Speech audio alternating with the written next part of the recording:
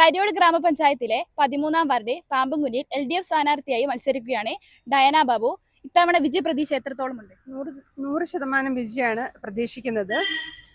പിന്നെ ആശാവർക്കറായിട്ടുള്ള അനുഭവ പാരമ്പര്യമുണ്ട്. വർഷങ്ങളോളം പ്രവർത്തിച്ചതുകൊണ്ട് തന്നെ അതിൻ്റെ ഒരു എക്സ്പീരിയൻസും കൂടിയുണ്ട്.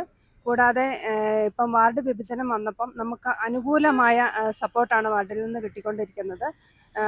വർഷങ്ങളായിട്ട് UDFൻ്റെ ഭരണ മുരടിച്ചയിൽ തകർന്നിരിക്കുന്ന ജനങ്ങൾക്കൊരു പ്രതീക്ഷ കൂടിയാണ് നമ്മൾ. എന്തായാലും 100% വിജയം ഉറപ്പാണ്. കഴിഞ്ഞ 5 വർഷക്കാലത്തോടുള്ള UDFൻ്റെ ഭരണത്തെക്കുറിച്ചും ഈ പൊതുപ്രവർത്തനം എന്ന നിലയിൽ എന്താണ് പറയുന്നത്? തരിയോട് ഗ്രാമപഞ്ചായത്തിൽ UDFൻ്റെ ഭരണം ഈ 5 വർഷക്കാലം കൊണ്ട് ജനങ്ങളാകെ ബുദ്ധിമുട്ടി നിൽക്കുന്ന ഒരു അവസരമാണ്. റോഡും അതുപോലെ തന്നെ കുടിവെള്ളവും ഒന്നുമില്ലാത്ത ഒരു ഭരണമാണ്. ആകെ മാറിയത് എന്താണെന്ന് ചോദിച്ചാൽ 2 പ്രസിഡന്റ് മാറി, അല്ലാണ്ട് ഒരു മാറ്റവും ഈ തരിയോട് പഞ്ചായത്തിന് ഉണ്ടായിട്ടില്ല. സത്യം പറയുകയാണെങ്കിൽ ഇത് ജനങ്ങൾക്ക് കിട്ടിയ ഒരു അവസരമാണ്. ഡയാന ബാബുവിനെ പോലുള്ള ആളുകൾ ഈ ഭരണസമിതിയിൽ വരികയും വേണം.